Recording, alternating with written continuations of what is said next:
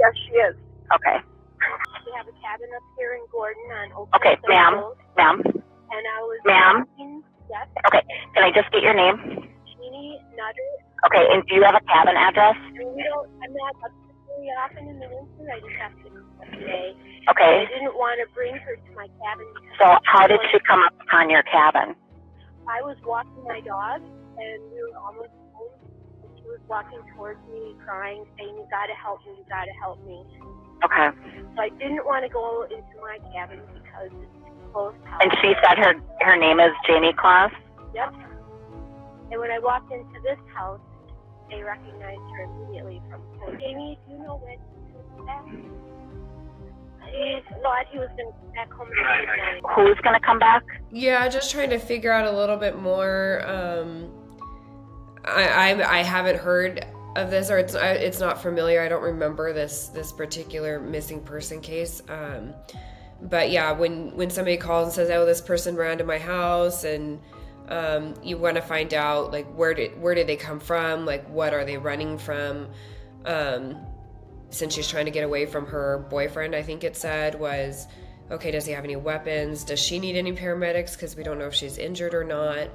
And just more of that, maybe his description, what kind of car he drives, or if he rides a bike or a motorcycle, that kind of thing, to see if, if he's out looking for her as the officers are on their way to help the missing person and they, run past them, they know what to look for as well. So that's just some of the few things we think about. Jake Patterson, she says. Okay, hang on. And we get off the couch. I'm sorry. Why don't you hang on to me? So we're kind of scared because he might come. Yep. So if the cops could get here soon, we would like. I have many deputies headed that way. I'm going to keep you on the line. Okay. And she said, "I am Jayme Closs." Yes. She said, "He killed my parents. I want to go home. Help me." And what was the male's name? Jake Patterson. And she said he killed her parents and she wants to go home? Yes. She didn't know where she was. When I saw her, she was saying, "Where am I? Where am I?" And I said, "You're in Wisconsin." And did she say he's gone right now? Yes. Are they at a cabin? Well, I think he lives there year-round. And he's supposed to be back at midnight? Yes. Okay. So obviously, I mean, I'm sure she's aware of who this person is now, but also that he's a murder suspect as well. He won't be coming home to midnight. Personally, I would probably ask just to talk to her since she is in the same room with her. That way you're getting more firsthand and it's not asking the caller to ask her to come back and ask you. You can get your questions answered a lot quicker. Sometimes people are hesitant to be on the phone. They want someone else to talk for them, but she might as well just ask to speak to Jayme herself. And then, yeah, I'm sure she's doing some background checking as to who her parents are, where they were murdered at, and how it's all tying in, also relaying all that information to the officers. So that's also what you're hearing in the background is a lot of the officers' radio traffic asking that dispatcher more questions. So yeah, it's a lot of information in a very short amount of time for a missing person, a suspect who's supposed to return at midnight, so they only have so many hours to get to her and then look for him before maybe he realizes that she got help. Hang on. Jeannie, you there? Yes. Okay. I've got multiple deputies headed out there, so I just want you to stay on the line with me, okay?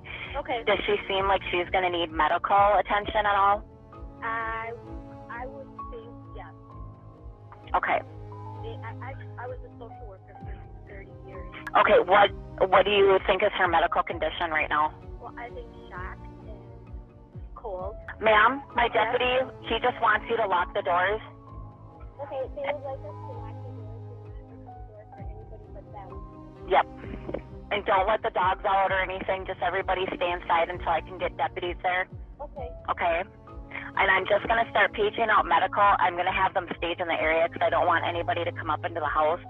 Okay. Until the deputies get there, but I want them in the area, okay? Okay. Okay, just one moment. So where you're at, is it like a long driveway or like a U driveway?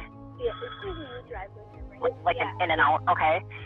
So if you were walking out of the driveway to go to that Jake's place, would you go to the right? Okay. You would go left, and then you would walk past one house, then there would be our cabin, then there would be another house, a cabin, people are hardly ever there, then there's Jake's house. Okay, is it right, like, on the corner on the left? It's on a corner. Okay. And that's a house? Many, many cars in the driveway. Is that plug-in vehicle still there? There was like a big plug-in snowman at the end of the driveway. I just tell you, we've been coming here 4 years. I've never seen his face. Are you guys all in, like, the living room, or where are you guys at in the house right now? Well, I was just making sure my dog was not scratching your door. So we're all in the living room. When they drive in the circle driveway, they'll see a porch, a white porch with a Christmas tree. Okay. And the blue cars parked in the by the garage, and then the door is on the side of the house. Okay.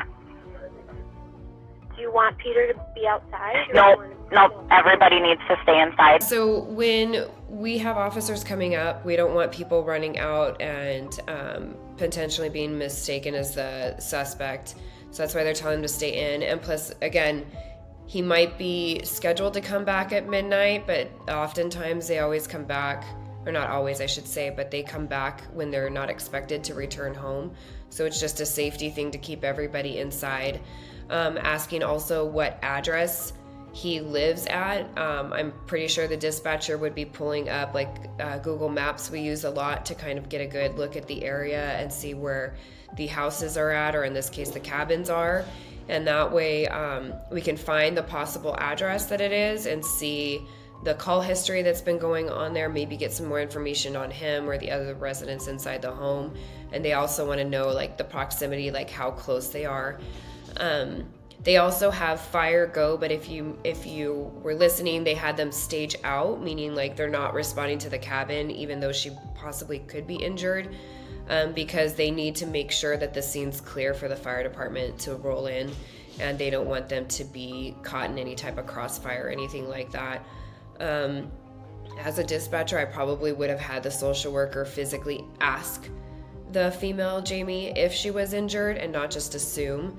Like I'm pretty sure we can say shock would be one of her things she needs to be checked on, but like actually ask, like, does she need paramedics? We don't know, if she was, God forbid, raped, we're not gonna be able to see that physically, that's something she's gonna have to speak up and say, I'm bruised here or I have an injury here, that kind of thing. So, but yeah, that's pretty much what's going on at this point in time in the call.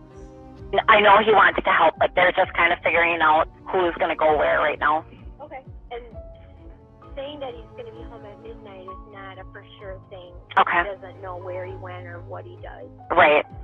Okay, was there a deputy that knocked on the door, or you just saw him in the driveway? They're in the house. The cops are in the house. Oh, they're in there with you?